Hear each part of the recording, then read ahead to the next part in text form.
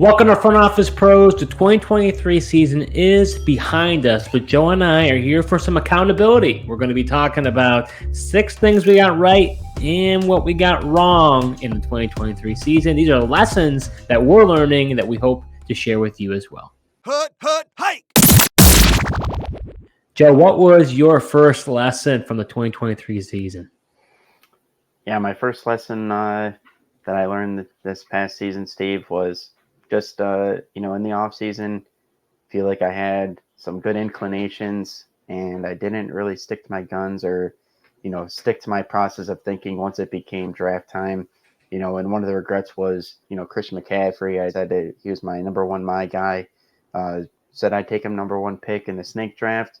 And I was able to snag him in the, middle of the first round in the snake draft and happened to win that league. But some of the auction leagues, I, didn't go full force and go out and get them. And as you saw, high 50% of teams who actually had Christian McCaffrey in their teams made it to the playoffs. Most of them won championships as well.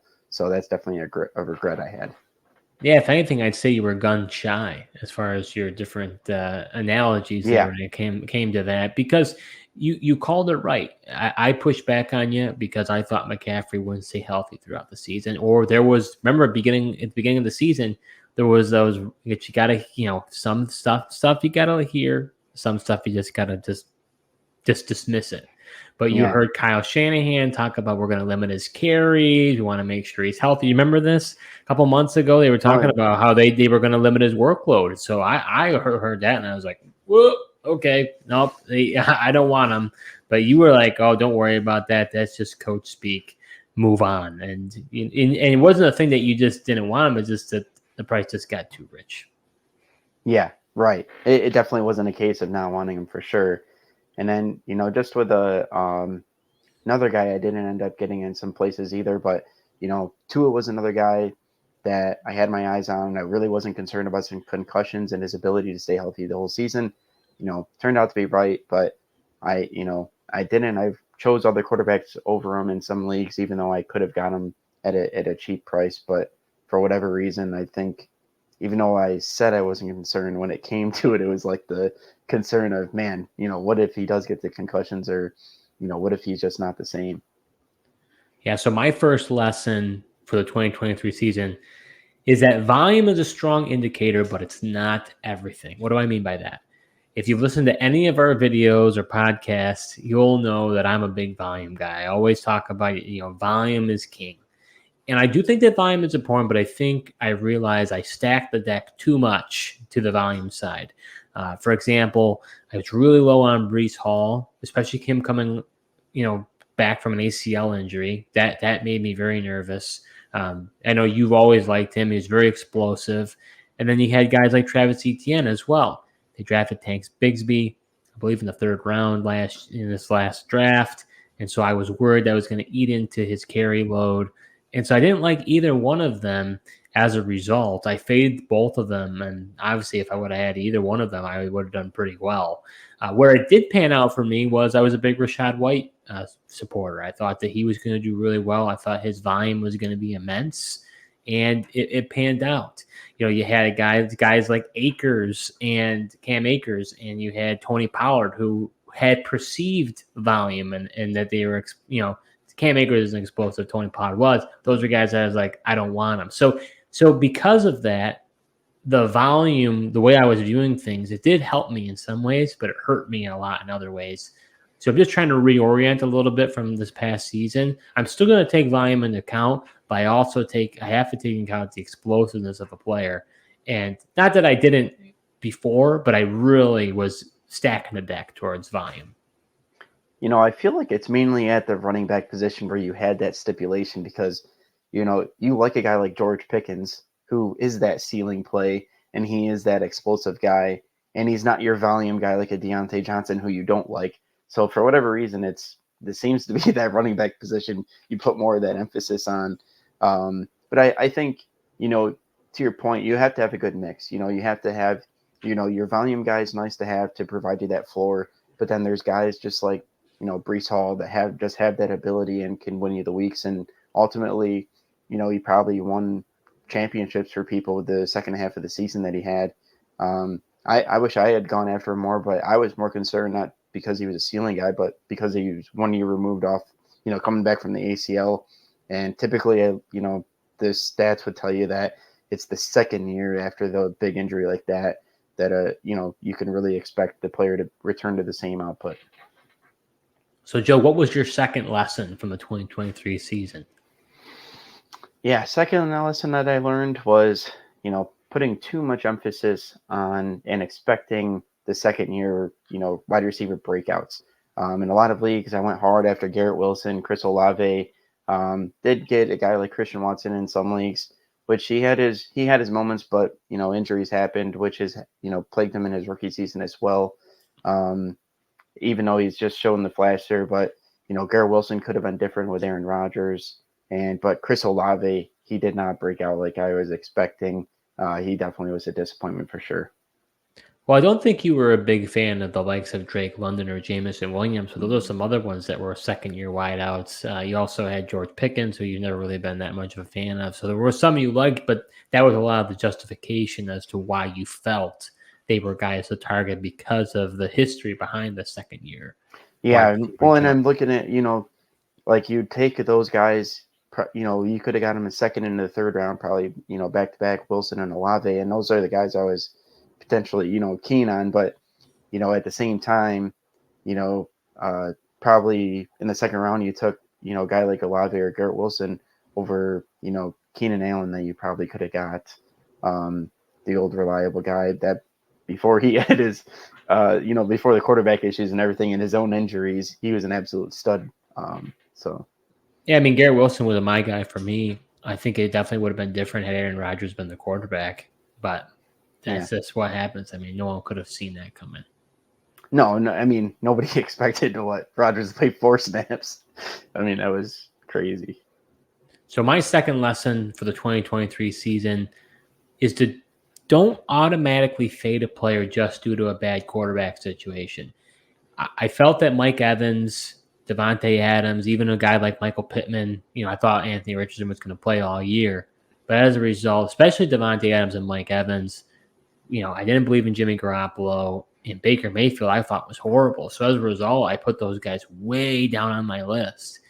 And I overcorrected. And I think as a result, for those of you who did draft Mike Evans, it probably panned out for you immensely because Mike Evans was a guy who I think universally was faded, and you got him for a value from what he's been in the past.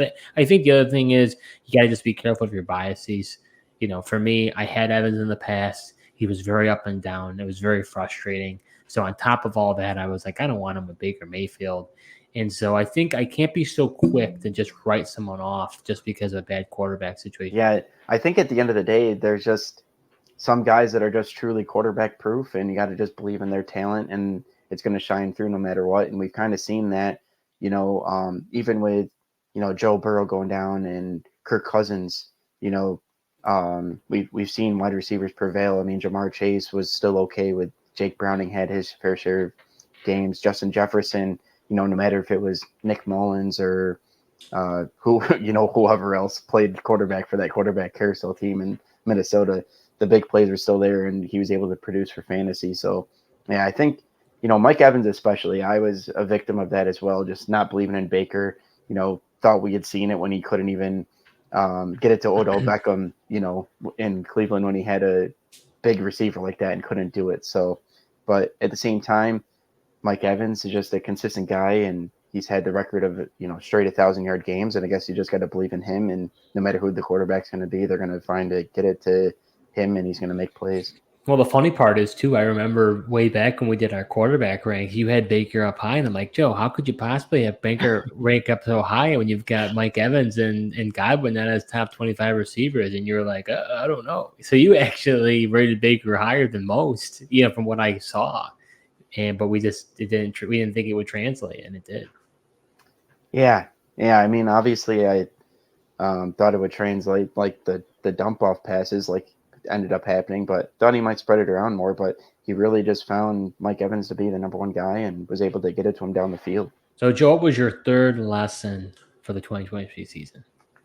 Yeah, my third and last lesson coming out of this season is don't be afraid to spend a big chunk of fab money early in leagues that play in a free agent auction budget. Especially, I know that's not as big of a deal for, leagues that play in where you can allow 0 bids, but, in the main league we play in, we don't allow 0 bids. Some people say, oh, that's bad, you should allow the 0 bids, but I don't know, it adds a little more strategy and you have to actually budget your money. But, I just feel like the values early on in the season to get into free agent waiver wire, the talent there is better at the beginning of the season.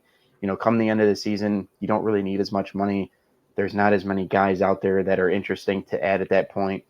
If you were able to spend a big chunk and get a guy like Puka Nacua, I mean, he was a great ad, probably helped you get into playoffs, if not win championships as well, with the big games he was able to have.